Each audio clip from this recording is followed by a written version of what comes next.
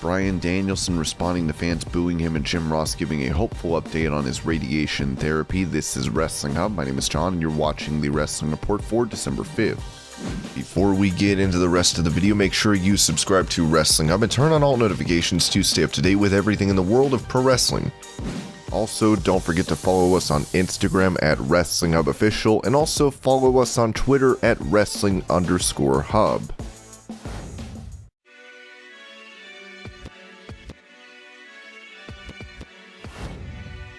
With ratings for WWE on the decline and talent continuing to get released, Eric Bischoff mentioned to Renee Paquette that the company has too much content and is suffering from their own success. I think TV needs to change, especially episodic TV that's on 52 weeks a year, particularly when you've got the sheer volume, 5 hours in primetime, 2 of those on a major network. It's a lot of content, and that's part of the challenge, I think. WWE has become a victim, in many respects, of its own success, massive global success, but because they're servicing that massive global appetite, they've got to keep moving fast. They've got to move fast. I think there's always an urgency when you're trying to keep up with how TV audiences are changing, how the competitive landscape is changing, and when you're faced with the sheer volume of content that WWE produces and the natural evolution of the audience and the entertainment that it searches for, it's tough to actually get anything done, because in order to effect a change and determine whether it's a good or bad change, you have to give it time. It's not like flipping a switch. You can't walk into a dark room, flip on a switch, and go, oh, I can see everything now. Sometimes you gotta let the audience adapt to change in order to register whether it's a good change or not.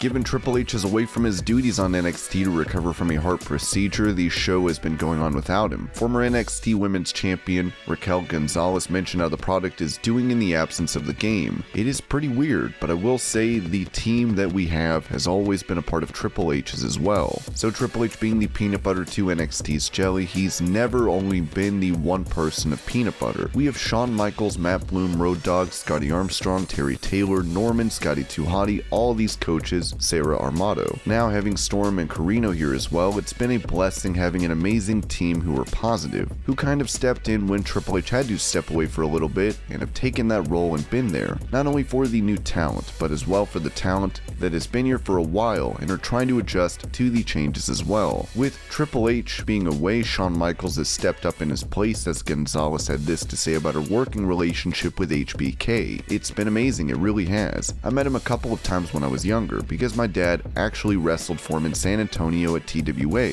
So to know that now I'm in this position where he's actually coming up to me and shaking my hands after matches.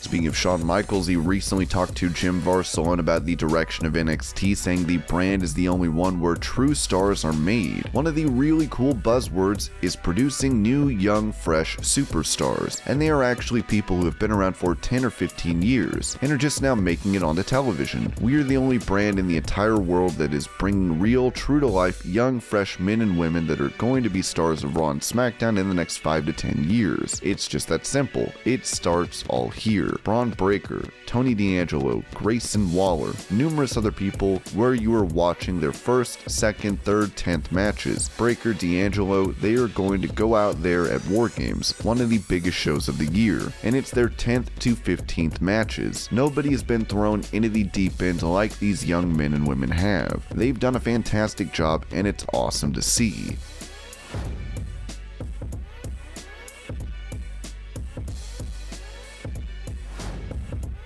Speaking to Chris Van Vliet about his time as a part of Team Angle in WWE, Charlie Haas noted that the split up was too soon, noting that this could have been due to their group getting better reactions than Triple H's faction. It should have been longer. What people do not get is at the time we were getting hot on Team Angle on Friday Night SmackDown, who was getting hot on Monday Night Raw. That was evolution. But when they have 4 guys and you have 3, when they do the mixed pay-per-views, we were getting better reactions than them. I really do not care what they say. You can ask Kurt Angle that. Shelton may not say that because he's with WWE now, but we were getting a better reaction than they were. I think that had a lot to do with it. Okay, now it is time to split them because they kept Evolution going. That is just the way it is.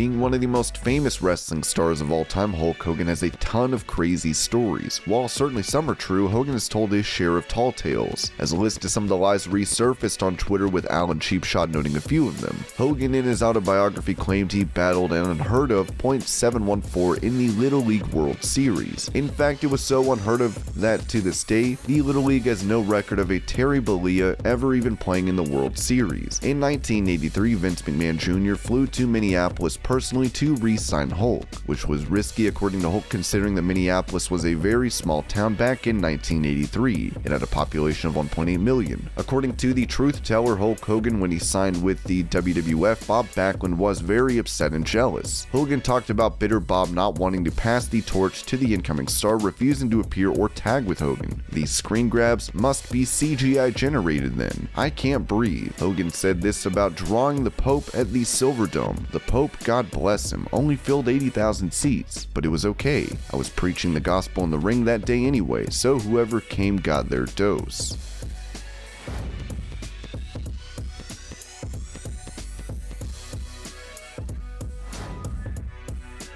After Seth Rollins got attacked by a fan on Monday Night Raw, legends in the wrestling business like Ric Flair and Chavo Guerrero had harsh words for Rollins getting taken down by a fan. Now, with Renee Paquette, Eric Bischoff has chimed in on these situations, saying, "I've been on a receiving end of one or two of those. I felt bad. For Seth, I also wonder why he didn't see it coming. The angle I saw was shot from a fan. I'll throw that disclaimer in there, but Seth was walking towards the back, and the guy was coming from Seth's 2 o'clock position to the right from about 15 yards away. Now, I think Seth had his head down because he thought everything was over and probably didn't expect, or hopefully didn't expect it. I can kind of understand it, but here's what made it look bad for Seth. The guy took Seth down. Depending on who you listen to, Seth was moving in for a choke. Security hit, there's bodies, like 800 pounds of body everywhere, and then 3 or 4 guys from security finally get this cat off Seth. And then Seth stands up and says, "Is that all you got?" That's something I was hoping we wouldn't see on television because that didn't look good. Well, we didn't see it on television, but we saw it after the fact. The man responsible for attacking Rollins is expected to appear in front of a judge in December.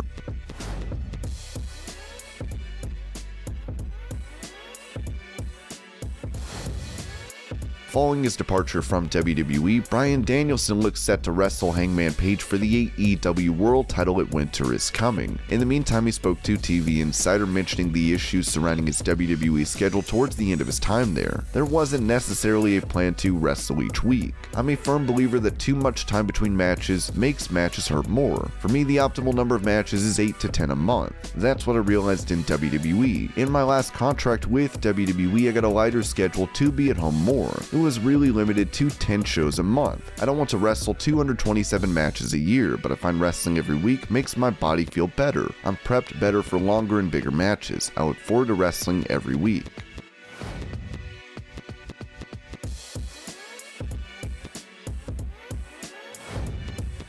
In that same interview, Danielson touched on his AEW title feud with Hangman Page, noting why fans are booing him. It's all a lot easier when they care about someone. If Hangman Page wasn't someone people cared about, it would have been very easy for the crowd to turn on him rather than me. They love this guy. I haven't done anything so mean or dastardly yet. I try to make great changes in my character. I think my time in AEW, I've been aggressive, a little bit of a jerk who people like, but it's not hard to switch to a jerk who people don't like. While he is set on becoming champion, Danielson would reveal that one of his goals is to have a faction in AEW. If I can get a group together, I'm thinking of a younger talent or two, and that develops into stories within that. Look at Sammy Guevara and Chris Jericho. By Sammy joining the Inner Circle, he'd become a bigger star. He then stepped up to the plate and hit home runs. That's how you build young stars. The guy that comes to mind for me is Daniel Garcia.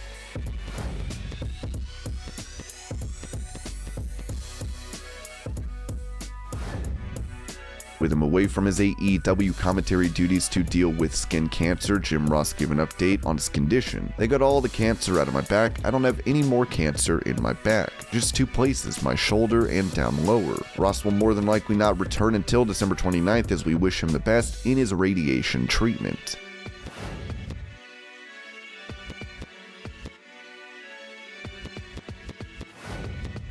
While many saw Karrion Kross and Scarlett as one of the next big power couples in WWE, they would both end up getting released earlier this year. Now, Scarlett has made her first in-ring appearance since being let go, as she showed up at MCW Pro Wrestling. Here's the clip.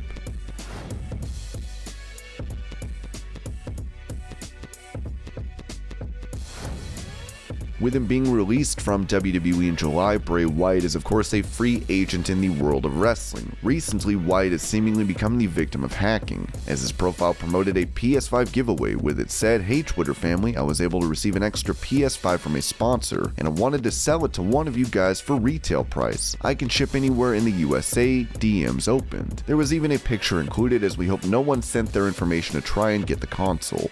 Mother of his children and former WWE ring announcer Jojo would react, writing, "Wyndham's Twitter has been hacked. Please do not respond to the current posts."